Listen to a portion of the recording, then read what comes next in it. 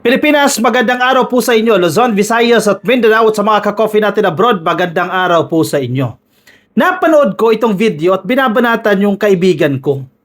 Pare natin ito si Melo Yap nito ni Bitag Ben Tulfo. Panoorin po natin.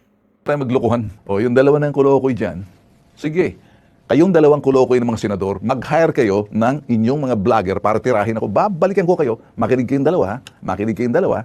Aba, binanggit pa si Senators Raffy Tulfo at Erwin Tulfo. Inggit yan. Inggit yan. Sige, out na natin sa eksena si Melo Yap, no? Yung banat na yan, tawagin mong koloko yung dalawa mong kapatid na senador. Aba, inggit po yan. Bakit? Dahil senador, yung dalawa mong kapatid at ikaw, unfortunately, bigong makapasok sa Magic 12.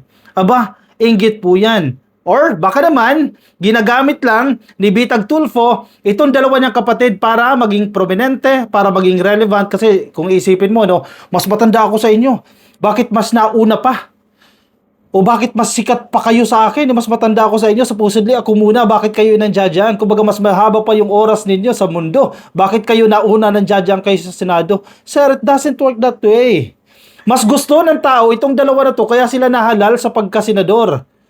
Tapos sabi pa ni Bitag Tulfo, nagkuha daw ng vloggers itong dalawang kulokoy. Senador, tawagin mong kulokoy para banatan daw po siya. Awayin siya. Actually, sir, hindi na kami kinakailangan bayaran. Hindi na kinakailangan kumuha ng Tulfo Brothers except you, no? Ng vloggers para banatan ka. Dahil balita ko, pangit daw po ang ugali ninyo. Tanong lang po yan, ha? Pangit daw po ang ugali ninyo. Totoo po ba yan? And yung mga prinsipyo daw po ninyo, mukhang hindi po tama. Napanood ko itong interview kay Katunying. O, pakinggan natin, ha. Tingnan natin kung paano mag-isip itong si Ben Bitag Tulfo. Baka ito ang dahilan kung bakit hindi siya nanalo sa pagkasenador.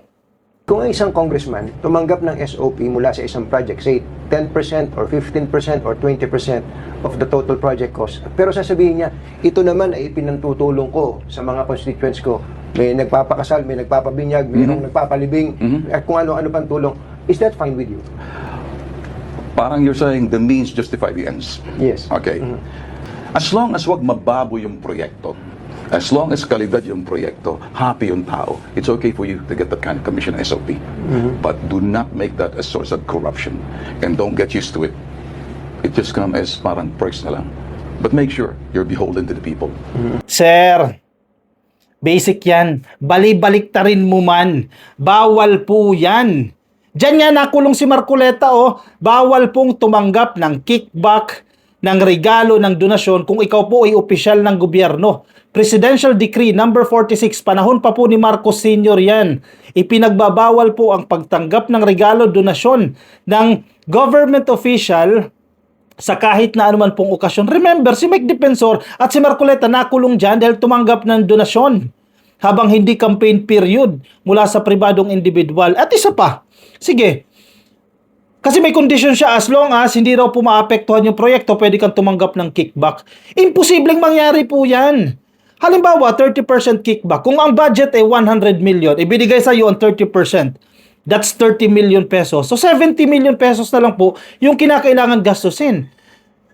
Yung nasa bidding, nakapresyo po yan. Bawat bakal na gagamitin sa flood control, ilang semento ang gagamitin po niyan, kaya nag-come up sila with that budget. So kung 70 million na lang, paano mo pagkakasyahin yung 70 million nang hindi magiging substandard yung project? Imposible po yan. So yung condition mo, bulok. Pwede ka tumanggap ng kickback as long as yung projects hindi makukompromise. Imposible po yan, sir. Bawal po yan. Paano na lang kung naging senador to? Diyan pa lang may justification na, may reason na kung bakit hindi ka nanalo sa pagkasenador. Dahil yung baluktot na sistema, pilit mong itatama para ma-justify yung paniniwala mo na pwedeng tumanggap ng kickback. At wag daw masanay. Imposible po yan. Paano hindi masasana yan? So parang ang sinasabi niya pala, pwede mo gawin pero once lang or twice lang. Wag ng pangatluha. Imposible pong mangyari yan. Knowing yung sistema dito sa Pilipinas, bawal po yan, malinaw po yan na bawal. Isang reason yan kung bakit hindi na kinakailangan kumuha ng mga vloggers ni Senator Raffy Tulfo at ni Erwin Tulfo para banatan ka. Diyan pa lang Deserve mo nang mabanatan Dahil pera po ng taong bayan ang pinag-uusapan natin dito. That's the first one. Second, remember yung 60 million pesos issue? 60 million peso worth na kontrata ng Department of Tourism at ng PTV? Anomalya po yan. O yan, nakikita nyo sa screen. Ano na po nangyari dyan? Kayo din po yung involved dyan. Baka pangalawa yan sa reason kung bakit ka binabanatan ng taong bayan. Again, pera po yan ng taong bayan. Pera po yan ng gobyerno, ng Department of Tourism. Kung ganyan nga naman yung ugali mo, ganyan yung perception mo, ganyan yung mga transactions mo, paano hindi ka babanatan? Paano hindi ka aawayin? Abay, aaway-awayin ka talaga. May nabalitaan pa ako. Ito sir, tatanong ko sa iyo ha, total ginagawa mo rito sa programa mo, i-confirm ko lang. Totoo ba na sinipa mo yung upuan ng isang may-ari ng TV network? Meron ka raw programa sa TV network na yan. Ito po, patanong po ito ha. Nagtatanong po ako sa inyo, sir. I-confirm niyo po. Nagkaroon daw po kayo ng sagutan ng may-ari ng TV network. Tapos, hindi naging maganda kasi sagutan niya eh. Pag alis ng may-ari ng TV network na yan, abay, sinipa mo raw po yung upuan. At nakita daw po mismo yan ng CCTV. So, kung ganyan yung ugali mo, balwarte nila yan, hindi mo lugar yan, sa network yan, tapos sisipain mo, makikita sa CCTV, abay, deserve mo nga naman awayin. Diba? Tingnan mo yung sarili mo. Manalamin, diba? Ano ba yung problema sa akin? Baka hindi yung mundo yung may problema. Baka ikaw yung may problema kung bakit maraming umaaway sa'yo dahil ikaw yung may problema. Try to assess yourself. Hindi dahil inaaway ka, isisisi mo kay Raffy Tulfo, iaaway ka, isisisi mo sa aming mga vloggers, isisisi mo kay Melo Yap, isisisi mo kay Erwin Tulfo. Hindi ganun. Tingnan mo, napakaraming incidents na yan. At hindi lang yan, meron pa raw isa.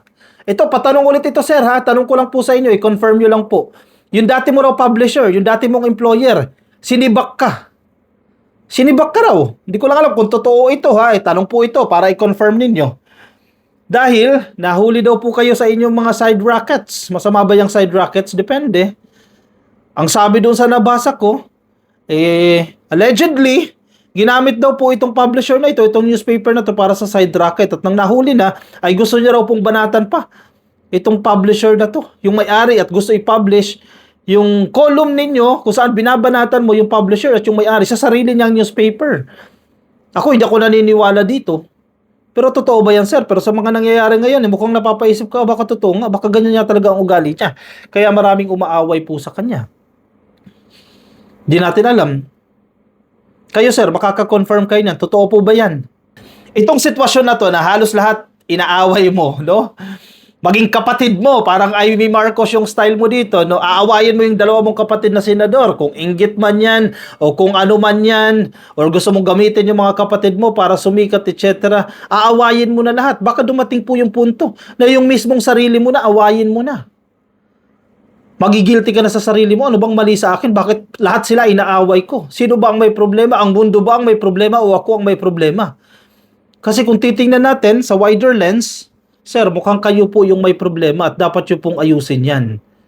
Kayo po sa tingin ko, may chance pa na manalo sa pagkasenador. So, buwasan nyo po yung inggit ninyo sa inyong mga kapatid. Malay mo naman, number 13 ka, di ba? Lumusot ka na. Kapag hindi ka na maiinggit sa mga kapatid mo, panapanahon lang po yan. Hindi mo panahon. Panahon ni Erwin Tulfo na nanalo siya. Panahon ni Raffy Tulfo na nanalo siya. Hindi mo pa panahon. Number 13 ka, oh. So, bawasan po natin yung inggit natin sa sarili natin. At inggit natin sa ating mga kapatid. Mas masama po yan. Sa kapatid mo mismo, ikaw na iinggit, no? Sana drama lang ito para sumikat lang o maging popular lang gamit yung mga kapatid mo na mas sikat sa'yo. Edi mas okay yan. Wag lang po yung inggit. Sige, i-komento ang inyong opinion, reaction. Naku, ang daming DDS, oh. Lulusob ang mga DDS na naman sa akin. Ibabash na naman ako. Kasi parang kakampi na nila ito, eh. Si Bitag Tulfo. I-komento ang inyong opinion, reaction dyan sa comment section para mabasa po ng iba nating mga ka-coffee. Nasa Facebook, please like and follow. YouTube, subscribe. TikTok, subscribe. I'll see you in my next video. Bye-bye.